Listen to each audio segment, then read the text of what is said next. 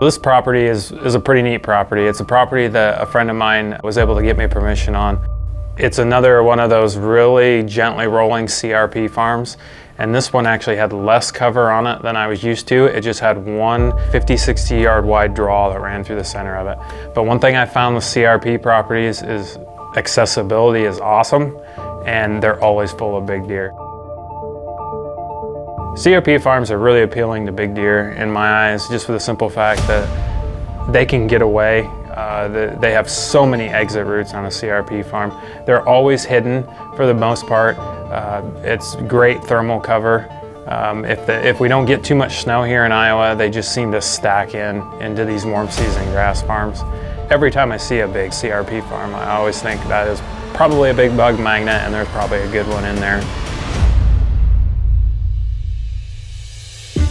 So at this point in the season, it's later November, around that second to last week in November. And so the bucks are starting to wind down just a little bit. You know, they've been running hard since Halloween. And you're starting to see more deer kind of resort back to food type deal. But those big mature bucks are still looking for that last available doe.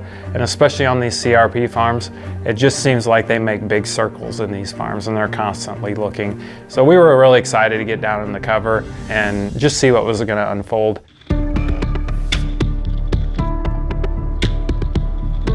So this particular stand we were hunting that night is located in kind of a little peninsula on the widest part of this draw. It's kind of like a bowl. Swirling winds were a little bit of a factor, but we had a pretty good gust of wind that night coming straight from the southwest, so it was blowing our scent back off into a creek behind us where there wasn't a lot of deer traffic. So climbing into the stand that night, I couldn't help but think about this giant frame 7-pointer that I had seen a few hunts prior. Just a big framey deer. I actually almost killed him a couple sets prior when I was self-filming, but for whatever reason, trying to do all those multiple things at once, I just wasn't able to get the job done. He ended up working downwind of me after some series of grunts and snort wheezes with the extinguisher, and I just wasn't able to seal the deal. So that night in the tree, I was hoping for another encounter with him, but I knew of another really old, heavy 10-pointer that he wasn't a very appealing looking deer, but definitely one of the older deer that I've ever had a chance to hunt. So we had options. We had great weather conditions. We had a perfect stand set up. So it was just sit back and hopefully we were in for a good show. There were some does moving off in the distance. A mature doe actually caught us moving in the tree. At that point, we just froze, tried to minimize any more mistakes, any movement.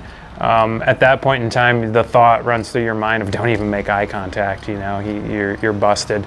But the fact that we were set free, she actually walked on our access route. She didn't smell anything. She eventually dismissed it, which doesn't happen very often with them big mature does. So in that instance, we were pretty lucky there. So the does moved through. We were getting pretty excited because they were really creating a lot of commotion. And usually late in November, when there's a lot of movement, there's a lot of noise, a big mature buck catches wind of it, and generally they're gonna come in and check it out, especially when they're really having to cover ground this late in the season.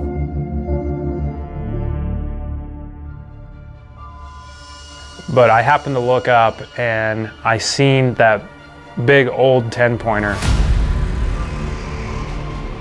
And he was actually headed in towards us. I didn't know at first if he was gonna get close enough for a shot, so I let out a couple grunts with the extinguisher. He heard him and he started making his way towards us and angling towards the tree just slightly. And at this point, I knew it was going to be a longer shot. This deer wasn't getting any closer. I ranged him as he walked in, and the rangefinder said 43 yards. Now, so many things have to go right, it seems like, at that distance. They can drop, they can wheel, they can do a lot of things wrong.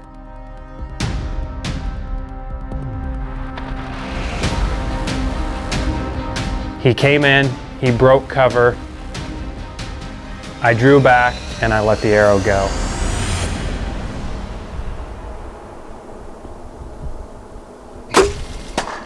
Hooked him. Yes. Oh.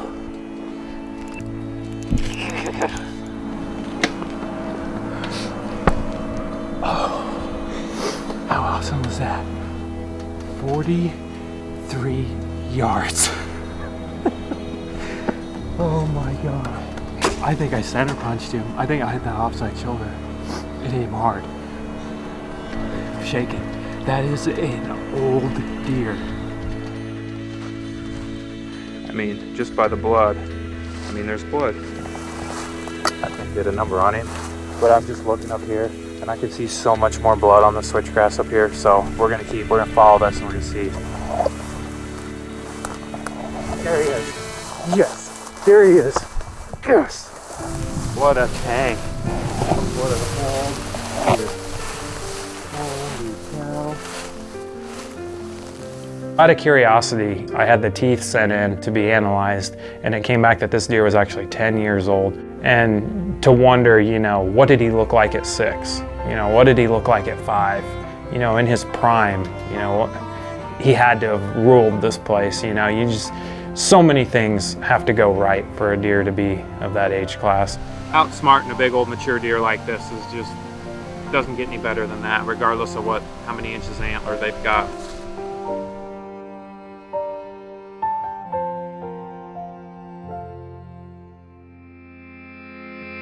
So one of the most key contributing factors to this hunt is the time of year. It seems like late November is that perfect time of the year where these big mature deer are on their feet and you can really capitalize at the perfect times of the day. Calling with this hunt was another key factor into harvesting this animal. Being able to know what type of grunts to throw at these deer really played a huge factor into being able to harvest this animal and pull him in just close enough at the edge of my effective range.